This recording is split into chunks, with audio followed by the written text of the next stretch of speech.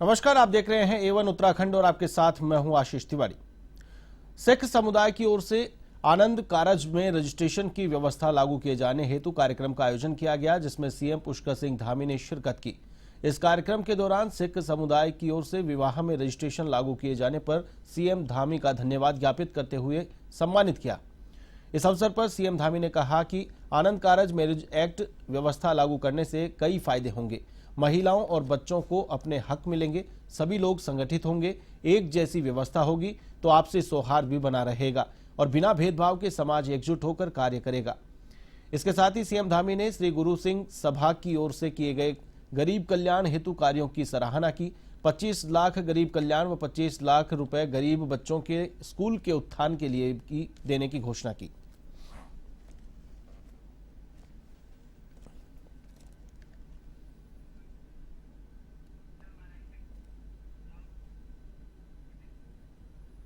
कांग्रेस नेता मथुरा दत्त जोशी ने प्रधानमंत्री मोदी के भाषण पर पलटवार करते हुए कहा कि बीजेपी का चाल चरित्र सबके सामने आ चुका है और यह खुद परिवारवाद की राजनीति करते हैं। उन्होंने कहा कि अमित शाह से लेकर बागेश्वर उपचुनाव तक बीजेपी परिवारवाद के सहारे जीने को मजबूर है।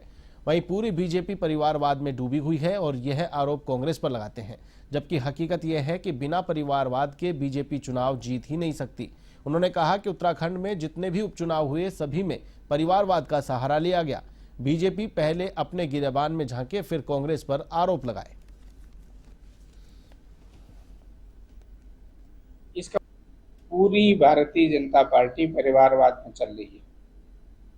अमित शाह से लेकर यहाँ चंद्र रामदास जी तक ये परिवारवाद के सहारे जी रहे हैं।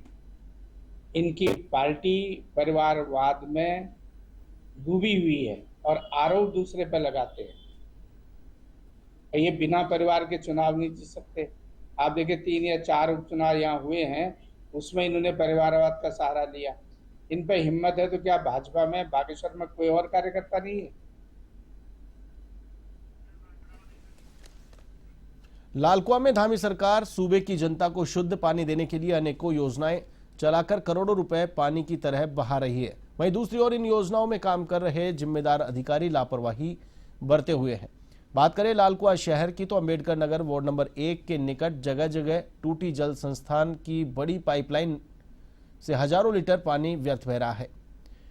वहीं पाइपलाइन टूटने से गंदा पानी भी लोगों के घरों में सप्लाई हो रहा है, जिससे लोग बीमार हो रहे हैं। आश्चर्य की बात यह है कि स्थिति कई दिनों से बनी हुई है, लेकिन जल संस्थान ने अब तक इसकी सुध लेने की जरूरत महसूस नहीं की है। ऐसे में नगर पंचायत अध्यक्ष लालचंद्र सिंह ने टूटी पाइपलाइन का निरीक्षण कर जल संस्थान को जल्द टूटी पाइपलाइन दुरुस्त करने के आदेश दिए हैं।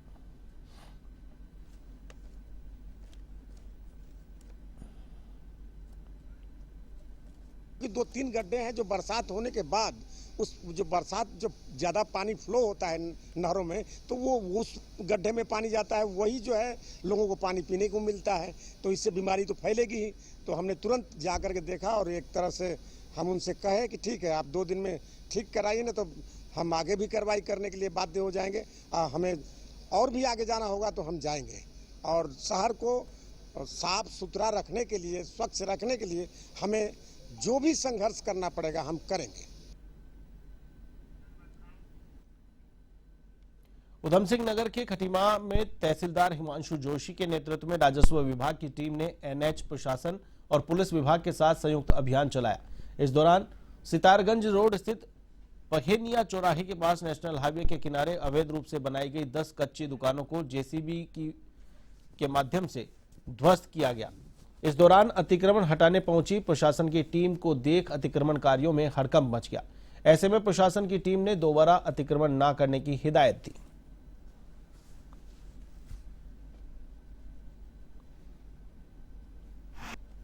खटीमा शहर में और इसके आसपास के क्षेत्रों में एनएलसी और एसएस से लगे हुए क्षेत्रों में विशेषकर अतिक्रमण को हटाने का अभियान हमारा प्रारंभ हो गया है और आज हमने पहनिया में ड्राइव चलाते हुए करीब 10 अवैध अतिक्रमण तोड़ दिए हैं, जो कच्चे से बने हुए थे, जिनमें छोटी मोटी दुकानें वगैरह चल रहे थे। इसके बाद हम जो पक्के निर्माण उनको भी नोटिस दे रहे हैं कि वो अपने अतिक्रमण अति शीघ्र हटा लें, अन्यथा की स्थिति में हमें प्रशासन को इसमें कार्रवाई करनी पड़ेगी। और इसके बाद भी हमारी कार्रवाई अभी लगातार चलती रहेगी। अन्य जगह भी हमने चिन्हित कर रखी है जहाँ पे आगे के दिनों में कार्रवाई होनी है। बरसात के तांडव के चलते एक बार फिर उत्तराखंड को आपदा का दंश झेलना पड़ रहा है। वहीं प्रदेश के अलग अलग जिलों में भयावह तस्वीरें सामने आ रही है, जिसको लेकर स्थानीय लोग खौफजदा हैं। ऐसा ही विकासनगर तहसील क्षेत्र के अंतर्गत जाखड़ गांव में भी देखने को मिला है, जहां लांघा से मदरसू मोटर मार्ग के बीच जाखड़ गांव में अचानक हुए भूस्खलन ने तांडव मचाया। भूस्खलन में 9 मकान जमींदोज हो गए तो वहीं 7 छानियां गिर गई। कई अन्य मकानों में दरारें आ गई हैं। गनीमत यह रही कि दिन का समय होने के कारण ग्रामीण संभल गए और उन्होंने किसी तरह भागकर अपनी जान बचा ली। वहीं घटना की सूचना पर पहुंची एसडीआरएफ की टीम और स्थानीय पुलिस ने रेस्क्यू ऑपरेशन चलाया, जिसमें छानियों में दबे जानवरों को बाहर निकाला गया और ग्रामीणों को सुरक्षित स्थानों पर पहुंचाया गया। वहीं दूसरी ओर आपदा की भेंट चढ़े जाखड़ गांव का क्षेत्रीय विधायक मुन्ना सिंह चौहान और जिला प्रशासन की टीम के साथ एसएसपी देहरादून दिलीप सिंह कुंवर ने जायजा लिया। साथ ही प्रभावित परिवारों से मुलाकात कर उन्हें हर संभव मदद का आश्वासन भी दिया।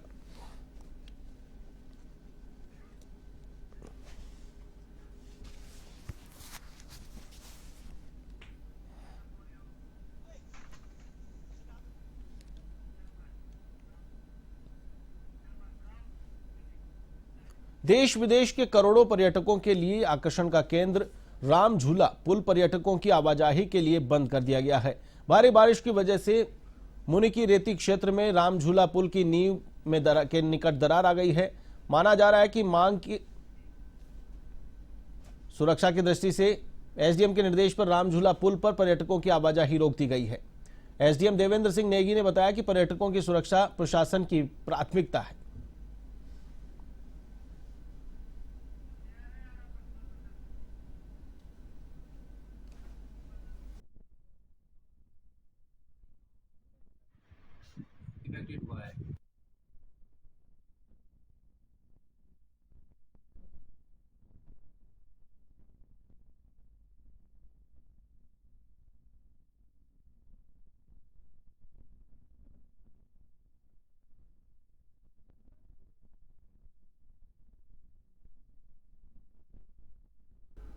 बागेश्वर उपचुनाव के नामांकन के आखिरी दिन राष्ट्रीय कांग्रेस पार्टी ने बसंत कुमार और समाजवादी पार्टी ने भगवती प्रसाद तिकोटी, वहीं यूकेडी ने अर्जुन देव को चुनावी मैदान में उतारा है। बागेश्वर उपचुनाव में विपक्ष लगातार अलग अलग चुनाव लड़ रहा है। कांग्रेस के प्रत्याशी बसंत कुमार ने कहा कि भाजपा एक तरफ परिवारवाद की बात करती है तो दूसरी तरफ परिवार के सदस्यों को टिकट देकर घड़ियाली आंसू बहा रही है। यूकेडी के प्रत्याशी अर्जुन देव ने दोनों राष्ट्रीय पार्टी को उत्तराखंड का लुटेरा बताया। वहीं सपा का प्रत्याशी भगवती प्रसाद ने बागेश्वर के जन मुद्दों को विधानसभा में उठाने की बात कही।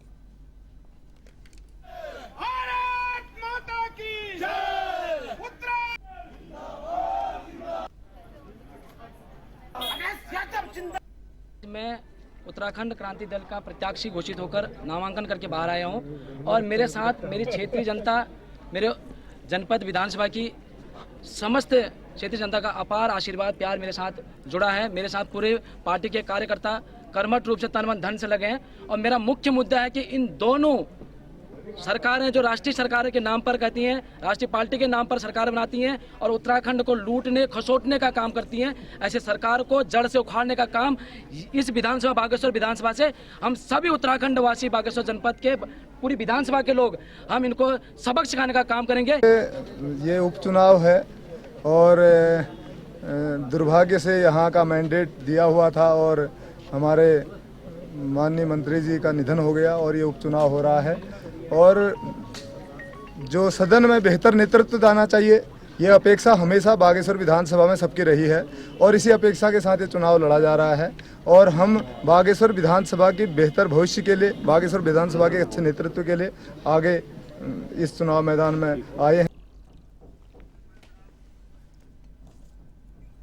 पौड़ी श्रीनगर रोड पर नेपाली मूल का एक युवक बेहोशी की हालत में मिला, जिसे पुलिस ने जिला अस्पताल पौड़ी में भर्ती करवाया, जहां चिकित्सकों ने युवक को नाजुक हालत में देखते हुए रेफर कर दिया। एम्बुलेंस से लाते समय युवक की देवप्रिया के पास मौत हो गई। सीओ सदर श्यामदत्त नोटियाल ने बताया कि मृतक युवक की पहचान मयंक के रूप में की गई है। फिलहाल पुलिस मामले की पड़ताल में जुटी है।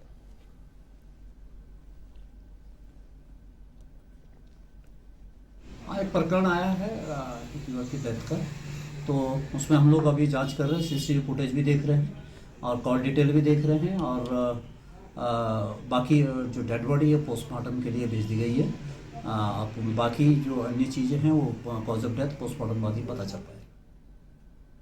उत्तराखंड अल्पसंख्यक आयोग के उपाध्यक्ष मजहर नईम नवाब ने कहा कि सरकार की श्रमिक रोजगार योजना रंग ला रही है और प्रदेश में तमाम श्रमिक सीधे तौर पर इसका फायदा ले रहे हैं। उत्तराखंड पहला प्रदेश होगा जहां व्यापक स्तर पर श्रमिकों का पंजीकरण किया जा रहा है।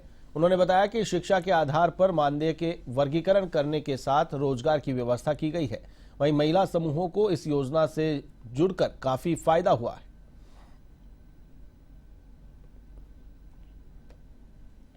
देखिए, जो हमारी श्रमिक भारत सरकार की श्रमिक रोजगार योजना है, उसको पूरी तरीके से भारत सरकार ने नए उसमें जो है शुरू किया है और 2014 से लगातार उस पर जो काम किया गया है, आज उसमें हमारे पास से पूरे भारत में लगभग 10 करोड़ लोग जो है श्रमिकों के कार्ड बने हैं और उत्तराखंड में लगभग 10 लाख श्रमिकों के कार्ड बने हैं।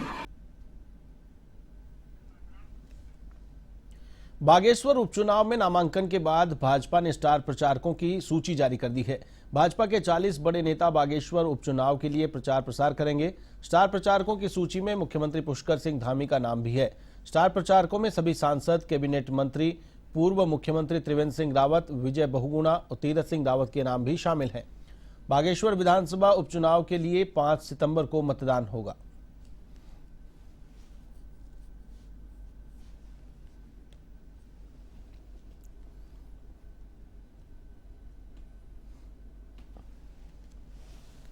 भारतीय जनता पार्टी उत्तराखंड में सबसे मजबूत दल के रूप में है और सबसे बड़े दल के रूप में है। हमने बागेश्वर में जो उपचुनाव हो रहा है वहाँ 188 विधानसभा क्षेत्रों में पहले ही अपने शक्ति बूथ के स्तर पर जो पालक हैं संयोजक बन चुके हैं, जो बूथों के पालक हैं संयोजक बन गए हैं, मंडलों स्तर पर प्रभारी नियुक्त हो गए हैं। सभी विधायक और सांसद उस क्षेत्र में लगातार जनता से जनसंपर्क कर रहे हैं। मुख्यमंत्री पुष्कर सिंह धामी जी के नेतृत्व में चुनाव हम लड़ रहे हैं। लालकुआ नगर व इसके आसपास के ग्रामीण क्षेत्रों में हो रही अघोषित विद्युत कटौती और लो वोल्टेज तथा जर्जर विद्युत पोलों को जल्द बदलने की मांग को लेकर कांग्रेस कार्यकर्ताओं ने उपखंड कार्यालय पर 1 घंटे मौन धारण किया। कांग्रेस कार्यकर्ताओं ने विद्युत विभाग के एसडीओ संजय प्रसाद को प्रबंध निदेशक यूपीसीएल उत्तराखंड के नाम ज्ञापन सौंपा। कांग्रेस कार्यकर्ताओं ने चेतावनी दी कि अगर जल्द ही विद्युत कटौती और लो वोल्टेज की समस्या को दूर नहीं किया गया तो कांग्रेस कार्यकर्ता धरने पर बैठेंगे।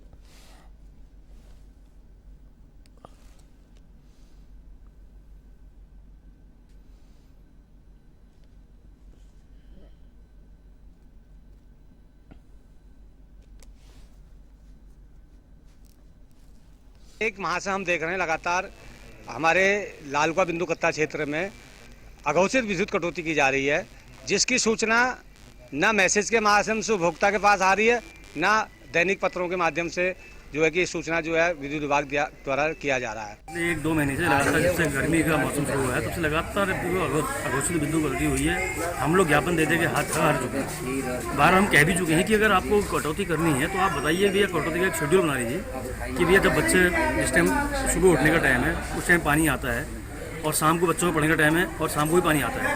तो आप ऐसा शेड्यूल बनाइए कि जिससे हम लोग परेशान नहीं हो। अगर आपने विद्युत कटौती करनी है तो 2 घंटे शेड्यूल बनाओगे, 2 घंटे हमने काटनी है। आप पहले जैसे मैसेज आते थे। रामनगर मंडी समिति ने किसानों के लिए एक प्रशिक्षण शिविर का आयोजन किया।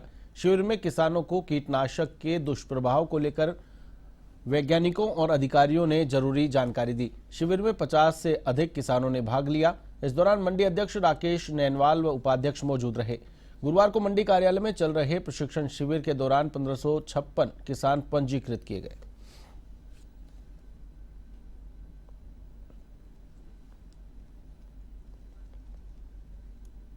ऐसा है कि जो कृषि कार्य करते हैं किसान लोग, तो इसमें जो है कीटनाशक दवाओं का यूज़ करते हैं जो जनहित में जानलेवा हो सकता है। तो उनको जो है इसके लिए प्रशिक्षण दिया जा रहा है, जिससे जो है कृषि विशेषज्ञ और कृषि वैज्ञानिक लोग आए हुए हैं हमारे यहाँ, और वो जो है किसानों को इसकी संपूर्ण जानकारी दे रहे हैं कि आप कीटनाशक दवाओं का प्रयोग किस तरह से करना चाहिए और इससे जो है किसी जन हानि नहीं होनी चाहिए। बद्रीनाथ धाम में हो रहे निर्माण कार्यों पर स्थानीय लोगों ने प्रशासन के खिलाफ आंदोलन किया है। आंदोलन 1 महीने से अधिक हो गया है। तीर्थ पुरोहितों और स्थानीय बाजार के साथ अब राजनीतिक दल भी आंदोलन के समर्थन में उतर रहे हैं। कांग्रेस के उपाध्यक्ष मथुरा दत्त जोशी ने बद्रीनाथ धाम में चल रहे पुनर्निर्माण कार्यों को लेकर सरकार पर सवाल उठाए। मथुरा दत्त जोशी ने कहा कि पंडा पुरोहित हकधारी लंबे समय से सरकार के खिलाफ विरोध कर रहे हैं।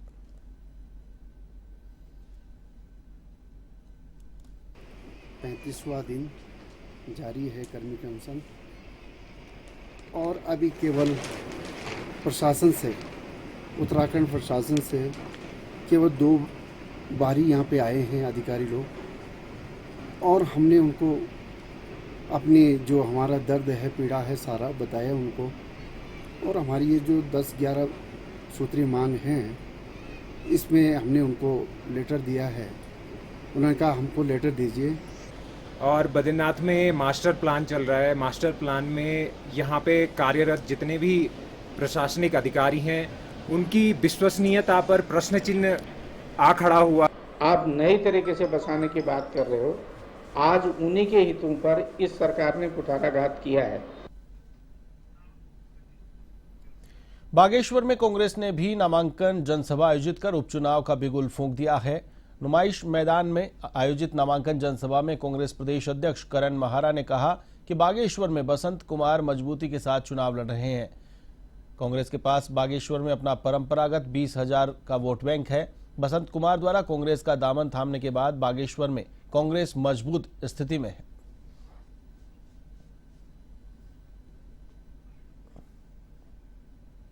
भारतीय जनता पार्टी 40 स्टार प्रचारक दे चाहे 400 स्टार प्रचारक दे, जनता के सामने उनकी कलई खुलकर सामने आ गई है कि भारतीय जनता पार्टी की करनी और कथनी में हमेशा फर्क रहता है। युवा की बात करते हैं, युवा मुख्यमंत्री की बात करते हैं, और युवा लगातार पिछले 6.5 साल से सड़कों पर है। देखिए, नामांकन की प्रक्रिया आज पूरी हुई है और बसंत कुमार जी बहुत सशक्त ढंग से चुनाव लड़ रहे हैं। कांग्रेस का जो अपना परंपरागत वोट है लगभग 20,000 का, और जो बसंत कुमार जी का अपना वोट परसेंटेज है, जो वो लगातार पिछले 3 इलेक्शनों से मेहनत कर रहे हैं, उसको लगातार बढ़ा रहे थे वो, और ये मिलके हम लोग काफ़ी अच्छी स्थिति में हैं। बागेश्वर उपचुनाव को लेकर प्रभारी मंत्री सौरभ बहुगुणा ने दावा किया है कि भाजपा प्रत्याशी हजारों मतों से विजयी होंगे। बहुगुणा ने कहा कि इसका अंदाजा आप कांग्रेस और बीजेपी प्रत्याशी के नामांकन से लगा सकते हैं। बीते दिनों भाजपा प्रत्याशी के नामांकन में 8,000 से ज्यादा लोग पहुंचे थे, जबकि गुरुवार को कांग्रेस प्रत्याशी बसंत कुमार के नामांकन में महज 2,000 से भी कम लोग पहुंचे।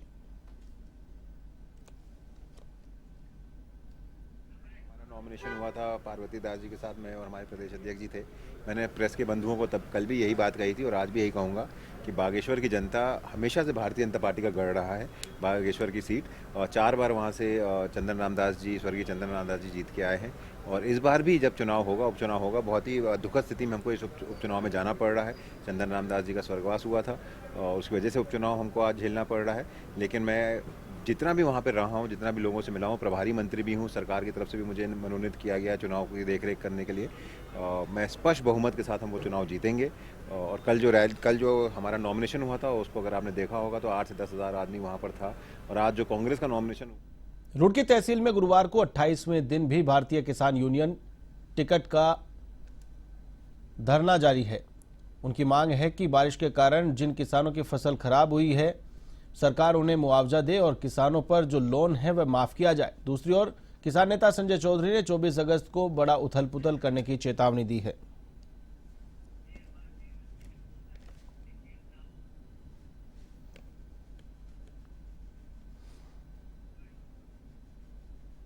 आगे 80 देशों में आगे टिकट घूम रही यूनियन के लोग। अभी एक मीटिंग अभी श्रीलंका जा रही, तो पूरी दुनिया में 80 देशों में यूनियन की टीम आती है। कोई छोटा संगठन थोड़ी है। से भाजपा तो एक देश में, इसमें भी पूरी हम 80 देश में हमारी ईमानदारी वाला सिस्टम चल रहा है, हम तो पूरी पूछ रहे हैं वो। उत्तराखंड राज्य आगामी दिसंबर माह में ग्लोबल इन्वेस्टर्स समिट का आयोजन करने जा रहा है। ग्लोबल इन्वेस्टर्स समिट की रूपरेखा तैयार करने के लिए गुरुवार को राज्य सरकार के सलाहकार समूह की बैठक आयोजित हुई, जिसकी अध्यक्षता मुख्यमंत्री पुष्कर सिंह धामी ने की। मुख्यमंत्री ने कहा कि ग्लोबल इन्वेस्टर्स समिट आगामी दिसंबर माह में प्रस्तावित है। इस बार राज्य सरकार का लक्ष्य वर्ष 2018 में हुई इन्वेस्टर्स समिट से 2 गुना निवेश पाने का है।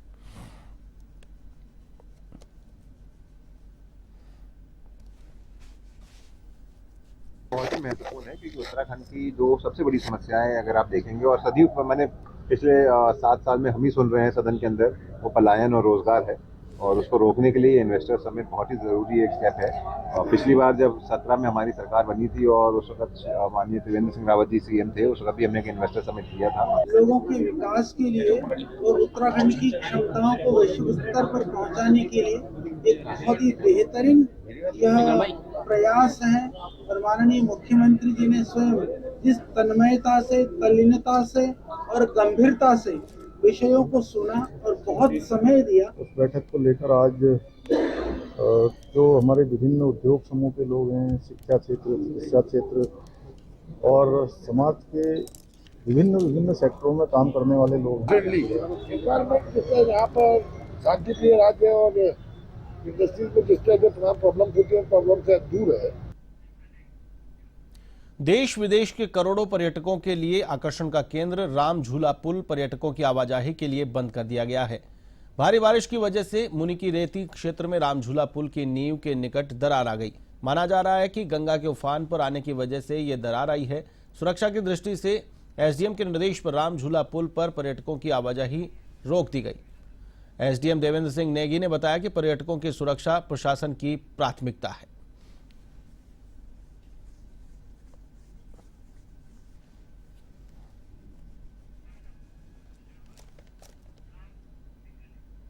बुलेटिन में फिलहाल के लिए बस इतना ही। मुझे दीजिए इजाजत। देश और दुनिया की तमाम ताजा तरीन खबरों के लिए आप देखते रहिए A1 टीवी। नमस्कार।